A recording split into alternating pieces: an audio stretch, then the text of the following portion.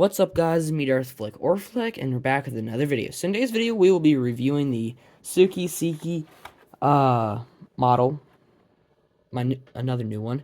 I don't really know how to say the brand name, so that's okay, I guess. But anywho, so this is a class Jaguar.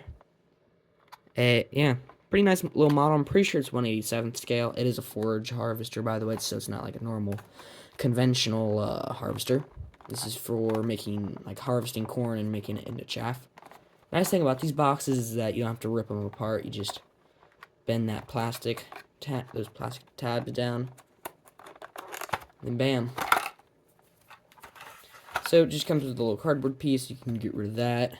And then it comes with a little plastic piece to hold the class in. It's in the little back part right there. Let's get that out of the way. And let's pull this thing on out. Alright. So here's the class. The little chute, this has like 360 rotation. Except for the header. The header does not move, which is a little disappointing, but hey, it's okay. This does have a hitch along with all the other models that I've already done a review on or haven't done a review on yet.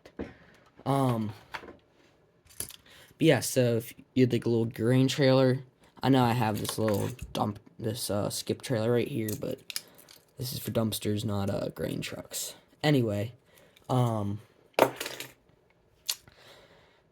this can go into most little forage wagons, be towed by a tractor. I've already done a review on this, by the way. This little quad track. But yeah, I think the header's really detailed. It has all the nice little augers and everything. Can fold down, which is really nice.